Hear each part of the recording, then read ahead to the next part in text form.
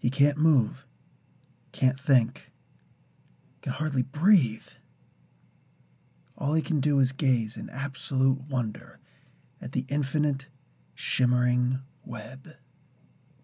Paranoia, fear, if they ever existed, they're gone now, swallowed by, absorbed into, a universe of trust. The whispering, the plotting, gone too. No, not gone. Revealed. For if there was a conspiracy, the plot was not against him, but for him.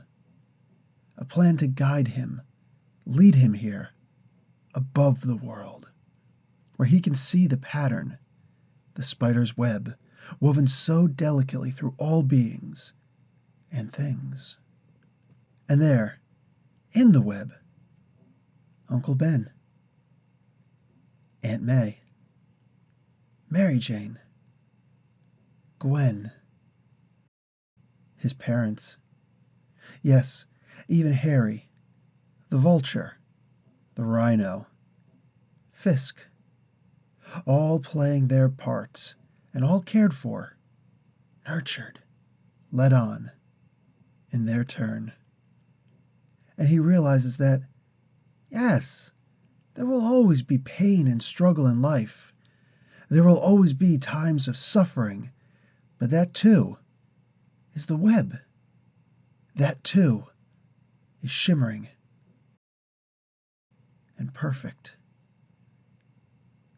The thoughts dance, vibrate, sing in his brain, but what he feels isn't in the words. It's in the web. Hey guys, Professor Bill, Comic Book University, and right now we're going to be talking about Spectacular Spider-Man issues number 191 through 193. This is the Eye of the Puma story, all right? This is a fantastic story, and you may have noticed that today I also put up Puma Explained in a Minute, and just the previous Tuesday I put up Black Crow Explained in a Minute. I didn't put up a Spider-Man Explained in a Minute. You know who Spider-Man is, for crying out loud. I like to do the outliers, okay? Everybody knows who Spider-Man is. So, anyway, this is a story featuring all three of these guys. Mary Jane is lumped in there and a bunch of other people are mentioned. But for the most part, no, it's just these three. All right, that's the main focus of this story. So we're going to start off. J.M. DeMatteis is the writer here. Fantastic, amazing story here. Also, everybody in the next issue number 192, Stan's soapbox area, they actually start asking a whole bunch of different people, where were they when Amazing Fantasy 15 hit? You know what I'm saying? So they actually ask, like, where were you back in 1962 when that first story came out? So it's funny, and J.M. DeMatteis is actually asked about it also, and yeah, he was a huge DC fan. He was reading the Green Lantern at the time. That's too funny. So anyway, yeah, he's in it. Sal Buscema, excuse me, is the artist here. Joe Rosen is the letterer. Now this makes me happy. It doesn't make me happy that I can't find a picture of him, but absolutely fantastic that he's in here.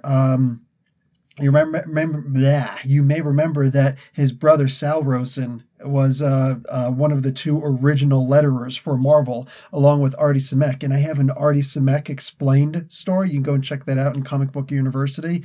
Nothing for Sal Rosen, and obviously nothing for Joe Rosen. Joe came along much afterwards. He was always working for DC and others, but he started doing lettering around the exact same time that his brother did. It's just Sal wound up getting into Marvel. So Sal actually wound up having a nervous breakdown at one point, and for the final 20 years of his life, never did any more lettering, never did any more work like that. He just needed to relax. You know what I'm saying? He was always under just a lot of stress, and just everybody reacts differently to stress, right? So Joe Rosen continued, and he was able to come over to Marvel at this point as like a legacy sort of thing. Marvel's always been really good with that. So Bob Sharon doing colors, and Danny Fingeroth is the editor here, with Tom DeFalco, editor-in-chief. Okay, so this story starts out with the Black Crow. You gotta make sure you look at Black Crow Explained in a Minute, because you may know who Puma is. If not, check that out, Explained in a Minute. But you gotta know who Black Crow is.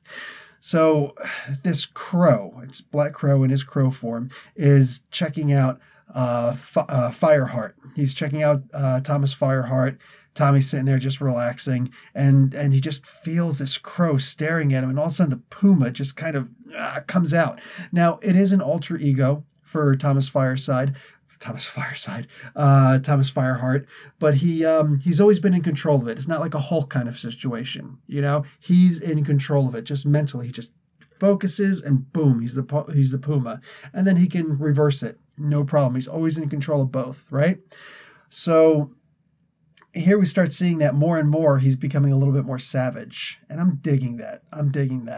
So the Black Crow shows up, and this thing just freaks out, and he starts tearing everything apart, and then all of a sudden he comes over and he sees the crow there, and he reaches up and he grabs it, and he's about to eat it, but then the crow just kind of looks and doesn't even make a sound. No cawing, there's no fear, nothing. It just kind of, sitting there like, whatever, catch me, yeah, you caught me, okay, cool, whatever. Oh, you about to eat me?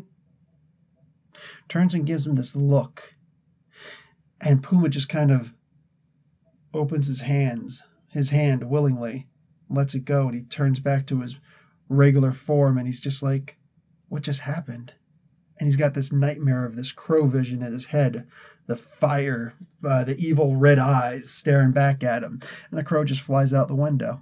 Yeah, kind of sick. I really dig stuff like that, So that is the story thus far. Mary Jane comes home, she's doing her thing, and she's looking for Peter. All the shades are closed, she doesn't like it. And Peter's been having some troubles of his own as of late, troubles controlling his emotions, controlling just his sanity. He needs to really meditate, but he's just not finding that Zen moment, So she comes home and she sees that he's like, I'm surprised they didn't do like a Batman joke on this. He's hanging upside down by his sticky feet from the ceiling, and just, just trying to get some sleep. And she's like, oh my God, she thought that he was dead and that somebody like put him there. So she totally freaks out, and he's like, oh, for crying out loud. And he's having a hard time. And we've all had this where you yourself are upset. You're trying to calm someone down, but you just don't have the tools to calm them down. So you're just like, will you just stop already? And that's pretty much how he is. And he storms out, and she's mad. He's mad. They're both mad. There's going to be a couch involved in this. You know what I'm talking about. Anyway, so he storms out. And he just goes out web swinging. Well, it's time for him to have his little crow experience. So the crow is just kind of following him along and seeing what's going on here. Now, you might be wondering, why exactly is it that the crow is following Spider-Man and is following the... Because mind you, Spider-Man, maybe he sees the crow, maybe he doesn't. Maybe he's just too tied up in his things. But the crow didn't actually engage either of them. All right, but the panther went after the crow, and Spidey's just like, whatever, it's a crow. So the crow goes flying back home to it's an apartment building, and it turns into the form of Jesse Black Crow. I know, not exactly the greatest secret identity in the world, but like one guy is really small and a paraplegic. The other one is this powerful being who could beat up Captain America in a fist fight and can sense the slowness, or sense the Earth's rotation slowing down, and like all sorts of crazy, amazing things like that. He is, in every sense of the words, a cosmically in tune being. Excuse me. So he goes back to his wheelchair-bound form, and we just get a little bit of a backstory. Actually, we get a good bulk of the backstory for Jesse Black Crow here. And he's having nightmares of his own, of the spider totem and the cat totem. Interesting, right? And, by this I mean the mountain lion totem. So they do mention that they're not really giving the totem idea, but like it's always been mentioned before. So the idea they brought that up with the whole Morlun thing and everything and all that, I'm totally down with it. Specifically with stories like this, and this is not the only story where they do that. The idea of the spider god. It exists. It exists. It's existed on the fringes of our comic book reading forever. So he turns back into Black Crow, and he's like, okay, I have a mission. I have to go and take care of these two. So what he does is the Puma is out just stalking the nights. He should be sleeping. He should be relaxing. He should be trying to meditate and get control of the panther or the Puma form. He's like, no, let's just succumb. So he turns to the panther. Okay, listen, it's not a panther. It's a Puma. That's all me. So he turns into panther form and just goes out and starts, chasing down things, chasing down birds, whatever it is that he's doing. All right, jumping from rooftop to rooftop, looking for somebody to beat up. Maybe looking for somebody to kill. And all of a sudden, Spider-Man in his black suit appears over there. Yeah, there's black suit Spider-Man, not Venom symbiote Spider-Man. So get that out of your head, because that would be a totally different story. So Spider-Man is there, and he's just like, hey, Puma, think you're a tough guy? Well, why don't you throw all your anger on me? Psh, you ain't nothing. Well, it doesn't quite go like that, but Puma does jump at him and tears at his gut, tears at his throat, bites down on his throat, and just ravages Spider-Man. And he's just laying there in tatters. And he just looks down. He's like, what did I do? I thought we were friends. Why did I do this? And he goes to pick up his body, turns back into Thomas again. And he picks up the body. He's like, what have I done? Like, we've never been friends, but oh my God, what did I just do? And then it just turns into mist and then forms into a crow and flies off. And he's like, hey, you want to know more? Follow me. Well, pretty much the exact same thing happens with Spider-Man. He's out doing his thing, and he's trying to buy some flowers for some roses for Mary Jane. Dude, why don't you swing into Central Park and pick a couple? It'll be a little bit cheaper, okay? Anyways, maybe the web fluid will cost a lot. Anyway, so roses aren't gonna satisfy everything, dude. Anyway, so the Puma shows up, and he's just like, bring the noise, man. And he goes after him and just starts wham, wham, wham, pounding on him. Turns into a crow and is like, hey, follow me. So they do. They both follow their respective crows, and the crows merge up and meet with each other as these two meet each other also. And they are transported, because Black Crow is a gateway into the dream realm, or more specifically, the realm of the Anasazi. This is the Native American realm of the mystical realm of the native gods. So all those great spirits, the animal spirits and the gods themselves, they exist on this plane. And their gods are not like the monotheistic gods in the sense that, interfere, mess with people. You know what I'm saying? And just, no, they aren't interested in sending chariots to go and freaking destroy the walls of Jericho or something like that. They're not interested in that, It's the idea of harmony and balance. And that's what's going to happen here. So we're going to flip over to the next book, issue number 192. And in this story, we see that Black Crow is known for his ability to turn into a lightning bolt, and he does this here. He's on top of this mountain precipice, and these two knuckleheads are at the bottom looking up at him like, what's up? So he comes down to visit them in the form of a lightning bolt, and like, run away, dodge, move, roll to evade. So they do get out of the way, but like they're like, okay, dude, what the frig? And Puma especially is like, I am gonna kick your sorry butt, dude. Goes after him, just raw. Dude, Puma's tough, okay? Puma's tough. We could talk about a story where he actually, within him, already had the power to potentially kill the Beyonder. Yeah, I said it. But it didn't actually happen. Anyway, I was just reading those also. But just two stories there. More whatever. Secret Wars 2 tie-in. So what's his name? Puma goes after Black Crow. Black Crow easily just like, mate, GTFO. Backhands him, reaches down, grabs him by the hair, pulls out his knife, and cuts off some of his hair. That's it. Spider-Man's like, listen, man, Puma may be a little bit nuts, but you're a psycho with a knife. So, like, he doesn't realize what's happening here. So he jumps after him also. So he gets a kick to the gut for his efforts. So he's just like doubled over in pain. Oh my God, okay, that really hurts. And Black Crow is just like, yeah, get over here. He cuts at his head and just winds up tearing at the mask. When he does that, just like right up top, and then he grabs onto the hair and then cuts off some of his hair also. So now he's got the hair of the Puma and the hair of, Fireheart, and the hair of Peter Parker, Spider-Man, the spectacular Spider-Man, in his hand. He's like, okay, let the games begin. So they go to like leap after him, and he's just like a little look of his eyes, and they're just like frozen.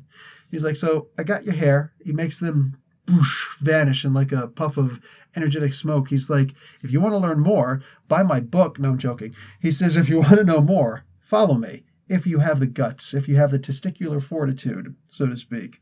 So he wants to see what the level of their medicine is, so to speak. This is cool. So he forms into two equal duplicates, independently, operative, but same mind. And they both go off in their own directions. And these two are like, you're a butt, but yeah, I think he's the main bad guy, so I'm going to go after him. So they do this. Now, both of them have to climb a different precipice. They have to negotiate their way up, and both of them are really good at climbing, right? Spider-Man sticks to walls and stuff, and Puma, he's got these really awesome claws, and he's technically stronger than Spider-Man, at the time at least. While Parker can lift 10 tons, this guy can lift 12 tons. That's a big difference, all right? That's stronger than Venom initially, which is 1 ton and 10 tons and 700 pounds, right? So this guy's actually, stronger. Anyway, so they're both climbing, and Black Crow attacks them both separately, whatever, but at the same time. Now, here's where it gets interesting. Spider-Man and Puma are both able to overcome the Black Crow. Now, when Black Crow defeats the Puma, when Puma defeats Black Crow, he tears into him much like he tore into the Spider-Man idol, right? Truck. So he just tears into him, and it's savage, man. He cracks his back, probably snaps his back against a mountainside, breaks his wings, starts tearing into him, just like you. You remember that scene with the Joker in Death in the Family, where he's just got the crowbar and he's just laying into it on Jason Todd? This looks a lot like that, but with claws instead. I mean, you just see so many panels of him tearing into Black Crow, into this crow. It's like, oh my God, this is terrible. Somebody call a cop. There's a crime going on right now in my comic book. Anyway, so Black Crow just kind of disappears at this point, and Puma kind of sinks further into his Puma-hood. Well, Spider-Man, very similar thing happens. Spider-Man overcomes the Black Crow, but at this point he kind of pulls a Killmonger move over Black Panther, and he goes and he picks him up over top of this, the summit. Well, here it's Peter Parker holding up Black Crow, but there's definitely shades of Killmonger and Black Panther in this. So he picks him up, and he's just about to throw him over top of it. It's die! Saying, you better turn into a crow, fool. But he doesn't throw him. Instead, he just stops. He doesn't know why, and he's literally just standing there holding this guy's limp body in his hair, like he's sandbagging him and everything. It's not helping. Spider-Man's too strong. He's just holding him up, and he's just looking. He's like, what is this? What am I looking at? What do I see? Well, if you guys remember that scene that I did, the introduction I did to this video, I pretty much verbatim read exactly what he sees. Spider-Man gets to see what is essentially the web of destiny. At the very least, the part that he's in. And he gets to see that everything's connected. So he's being bothered by the Rhino. He's being bothered by Vulture. He's being bothered by the Rose. He's being bothered by Harry Osborn. He's just getting, hit hard. He's getting hammered. And he just can't take it anymore. He's at his breaking point. His tether's about to snap. Well, lucky him. This is the reason why Black Crow came along. You see, Black Crow is a gateway to the Anasazi, and the Anasazi are not monotheistic gods who are all about worship me, worship me, worship me. They're about, I don't care if you worship me, just be true to yourself. Look at where you are. Look at what you are. Look at your relationship to everyone. And this is what Spider-Man gets to see. He chose to see the web of destiny that surrounds everyone. And of course, he's going to see it as a web, and it's probably one of the best examples to use besides like an onion. So he sees his place in everything. He sees that everyone around him, the good people who he loves, the people who he, as for the most part hates, who are trying to kill him, and the people who are just whatever, man. They're all stuck in the web, and some people wind up interlacing with your web, with your strand, and some people don't. But for the most part, some are closer than others, and just, some of the webs are a little bit more tight and taut than others. But it's all just a web. It's all just destiny. And this is one of those things that just J.M. DeMatteis is one of the best writers ever. Just by this story alone. And I mean, Spectacular Spider-Man has been a fantastic comic book under his run, but this is just such a beautiful story.